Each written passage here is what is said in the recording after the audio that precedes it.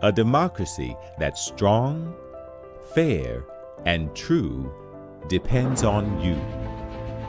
Introducing onAir, a nonprofit, nonpartisan digital democracy network. It's a hub that connects citizens with their government and with the candidates, the issues, and each other. Good afternoon. I'm Connor Oatman, and I will be your host for today's US On Air Aircast. Our sponsor today is Democracy on Air, a nonpartisan nonprofit that supports the US On Air network of 50 governance and election hubs at us.onair.cc. Our Aircast today will focus, again, on the Russia-Ukraine situation, but more specifically on how China is reacting to Russia's invasion of Ukraine. To give some background, here is a video from MSNBC. Let's talk about China for a second, because somebody that I know and respect yesterday had said, well, the Chinese are just fine with this. They're completely fine because the Russians will be dependent on them. The Chinese, it was about as wrong-headed of an assessment as I've heard. Russia, again, going back to Dr. Brzezinski, and he's right, just like Putin, they lose if the status quo is maintained. That was the case in 1950. That was the case in 1970, 1980. It's the case now because they don't want to be America's junior partner. I spoke to a Russian diplomat who before the war broke out, who said, this isn't about Ukraine. This is about you all being at the center of this global world order. Why should we and China put up with it? Well, it's a global order that the Chinese have maniacally been focused on dominating for 30 years. And now that they're at a point where they're in a position where they can start dominating, Putin is setting it on fire. Anybody who thinks that she wants that to happen with their growth slowing down really needs to get outside of their apartment and see the world more. This is a nightmare for China. To help us understand more about the ongoing situation between China, Russia, and Ukraine, we've invited Paul Sullivan. Paul is the current outreach director for US On Air and our resident China expert, here to give some comments and a presentation on the situation. Thank you for being here, Paul. Oh, thank you. Joe from MSNBC was talking a lot about how China is basically, there is this sort of union between the foreign policy interests of China and that of Russia. And we see today, especially from that clip, that it could potentially, and is very likely, coming at a disjoint. So what we see here, China has its foreign policy interests for the very long term. It seeks to take the focus away from the United States, which has basically been the sole hegemonic power for the last 30 years. If we go to famous political scientist Francis Fukuyama, the period since the 1990s has essentially been the end of history, so to speak. And yet, China has been trying to position itself to overtake the US. And key to doing that is creating a position where the US's alliances are called into question, where China could potentially fill in the power gap. And what Russia is doing is essentially bringing back that unity and making a rallying force behind and against Russia's foreign policy excursion, if you can call it that, in Ukraine. And that is absolutely antithetical to the destabilization that China's been trying to implement for the last, who knows, maybe 20 years, 30 years. And especially if they have plans on invading Taiwan, which they are using Ukraine as the poster child, as the example template to see what happens when the United States and the rest of the global community rallies against an adversarial world power. And especially given that there's so much unity, I think that China is taking notes and it's very concerned. They've had plans to invade Taiwan since 2010, and that was moved back to 2015, and then 2020, And now since that's passed, it's 2030. And in this respect, I think China is quite hesitant. And that's essentially, that characterizes all of this whole China foreign policy position towards Russia: uncertainty. If you'd like to learn more and discover new information about the China-U.S. relationship topic, we have a page on United States on Air, specifically directed towards China policy. If you'd like to check it out, there are many great articles you can check out and see all the foreign policy developments between the United States, China, and potentially even Russia. Back to you, Connor.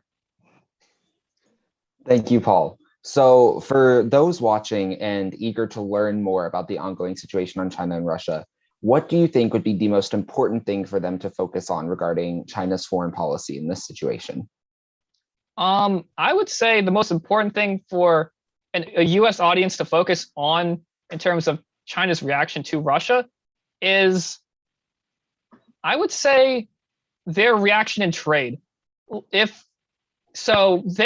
China's already stated that they don't want to see U.S. interference in their commerce between China and Russia, and there would be harsh repercussions if China were to face sanctions for their aiding of Russia.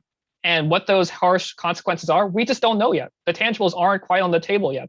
But we can all imagine that if China is basically the number one trading partner for so much of the world, those are going to be disastrous, quite disastrous.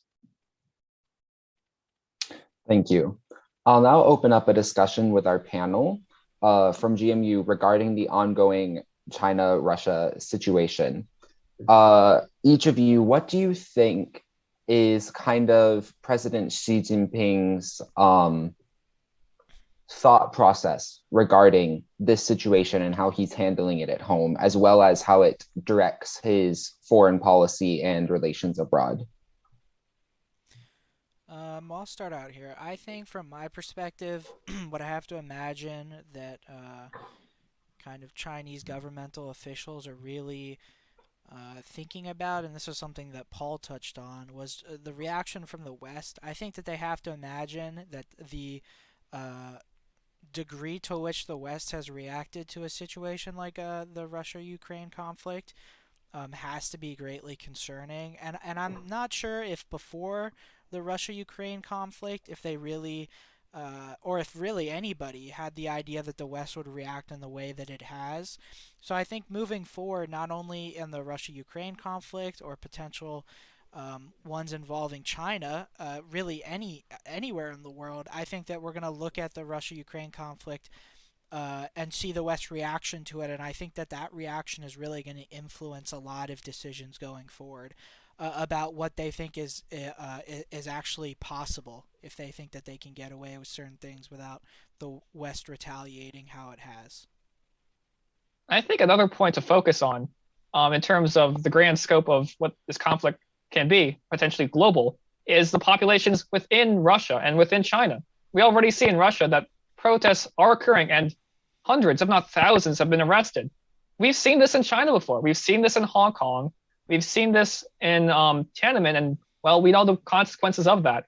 So if China were to do something rash and its people were not to like that, the consequences are clearly quite significant. And it could be for better or for, very likely, far, far worse. I think it's also important to consider the global reaction should China use this ongoing invasion with Russia as kind of like a pretext for any actions of its own. It's important to consider the fact that China is much more closely intertwined in the global economy than Russia is. And so the amount of economic pushback specifically that the world has kind of done against Russia is not something that would be possible for us to do against China without completely crashing the global economy as a whole. I absolutely agree with that sentiment. Yeah, especially there's so many places. China, #1 trading partner. Like, look at most of Africa. Look at most of Europe. Look at Asia. Yeah, exactly. Thank you all for your discussion. Glad to have you here. For the GMU community, Democracy on Air is sponsoring a Speak Up for Impact contest that promotes university competitions to have the most impact on local, state, and federal government in elections via informed civil discussion among university communities and their elected officials. You can check out the us.onair.cc hub for more info. Here is one of our submissions. Hello, Senator Menendez, Senator Booker, and Representative Malinowski. I would like to present a way to improve voting rights in the United States. The United States is often referred to as one of the strongest democracies, but as of late, there have been glaring cracks in the system that many have seen, culminating in the horrendous events of January 6, 2021, which threatened our very democratic institutions. From this, there are steps the United States government should take to strengthen them. One idea are stronger election and voting laws, which protect voters and their rights on Election Day. I think in many state legislatures, including New Jersey's, Election Day should be considered a federal holiday, and there should be more polling stations for those who are more likely to vote. These laws would need, and there are also election laws that would need to be repealed, such as having polling stations in districts that skew against them.